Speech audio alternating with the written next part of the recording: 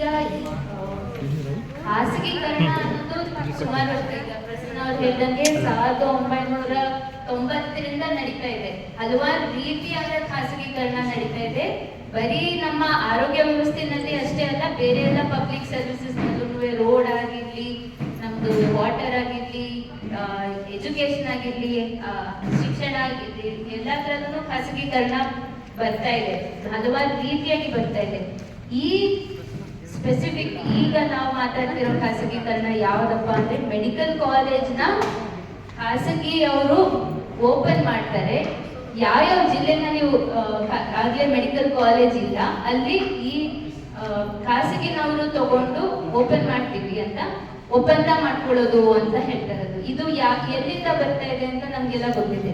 ನೀತಿ ಆಯೋಗ ಶಿಫಾರಸು ಹೇಳ್ತಾ ಇರೋದ್ರಿಂದ, ನೀತಿ ಆಯೋಗ ಶಿಫಾರಸು ಕೇಂದ್ರ ಮಟ್ಟದಲ್ಲಿ ಭಾರತ ಮಟ್ಟದಲ್ಲಿ ಹೇಳಿದೆ.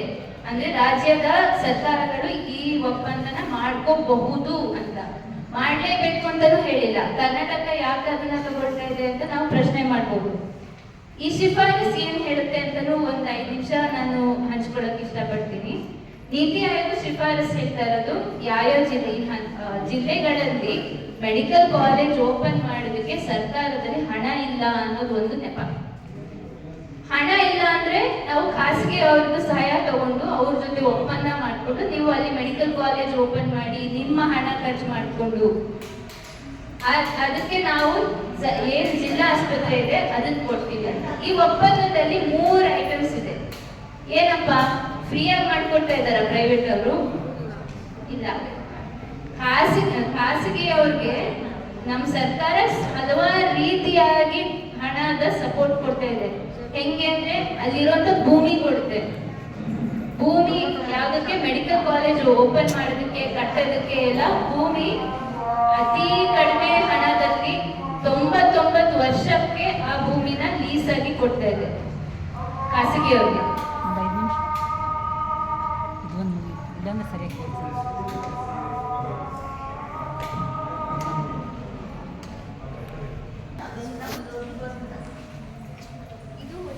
ಅಲ್ಲಿ ಆಫ್ ಮಾಡಿಬಿಟ್ಟೆ, ಯಾರೋ ಬುದ್ಧಿ ಜಾಸ್ತಿ. ನೀತಿ ಆಯೋಗ ಶಿಫಾರಸ್ ಈ ಒಪ್ಪಂದದಲ್ಲಿ ಏನೆಲ್ಲ ಅಳವಡಿಕೆ ಇದೆ ಅಂತ ಹೇಳ್ತಾ ಇರೋದು, ಒಂದು ಮೆಡಿಕಲ್ ಕಾಲೇಜ್ ಓಪನ್ ಮಾಡೋದಕ್ಕೆ ಭೂಮಿ ಎಷ್ಟು ಮಟ್ಟಿಗೆ ಅದು ಬೆಲೆ ಇದೆ ಅಂತ ನಮ್ಗೆ ಗೊತ್ತೇ ಇದೆ. ಅದನ್ನ ತುಂಬಾ ಕಡಿಮೆ ದರದಲ್ಲಿ 8% ದರದಲ್ಲಿ ಖಾಸಗಿಯವರಿಗೆ 99 ವರ್ಷ ಕೊಡುತ್ತೆ ಲೀಸ್ ಆಗಿ.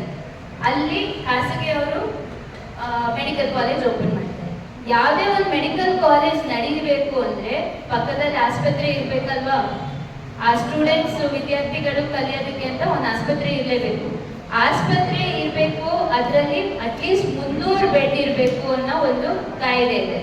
ಆ 300 ಬೆಡ್ ಹೆಂಗ್ ಬರುತ್ತೆ ಸಡನ್ ಆಗಿ ಮೆಡಿಕಲ್ ಕಾಲೇಜ್ಗೆ ಅಂದ್ರೆ, ಅದಕ್ಕೆ ನೆಪ ಇರೋದು ಜಿಲ್ಲಾ ಆಸ್ಪತ್ರೆ ಕೊಟ್ಬಿಡೋಣ. ಜಿಲ್ಲಾ ಆಸ್ಪತ್ರೆನೂ ಖಾಸಗಿಯವರಿಗೆ ಕೊಟ್ರೆ ಎಷ್ಟು ವರ್ಷಕ್ಕೆ? 1 ವರ್ಷ 2 ವರ್ಷ ಅಲ್ಲ, 60 ವರ್ಷಕ್ಕೆ ಕೈ ಕೊಡ್ತೀವಿ ಅಂತ ಈ ಒಪ್ಪಂದದಲ್ಲಿ ಇರೋದು. 60 ವರ್ಷಕ್ಕೆ ಖಾಸಗಿಯವರು ಈ ಜಿಲ್ಲಾ ಆಸ್ಪತ್ರೆನ ನಡೆಸ್ಕೊಳ್ತಾ ಹೋಗ್ತಾರೆ. ಆಗ ಬೆಡ್ಗಳು ಏನಾಗ್ತವೆ? ಯಾರ ಕೈನಲ್ಲಿ ಇರ್ತಾರೆ?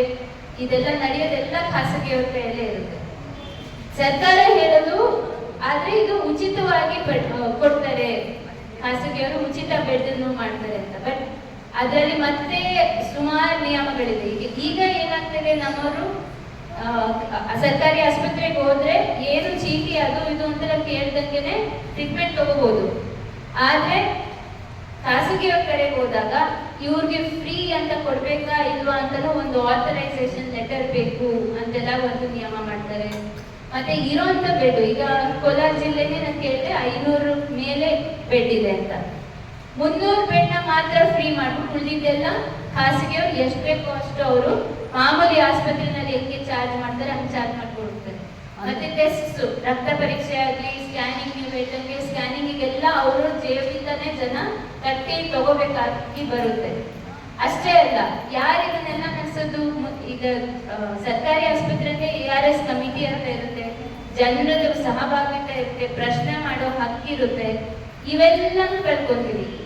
ಮ್ಯಾನೇಜಿಂಗ್ ಬೋರ್ಡ್ ಅಂತ ಖಾಸಗಿಯವರೇ ಒಂದು ಬೋರ್ಡ್ ಮಾಡ್ಕೊಳ್ಳುತ್ತೆ.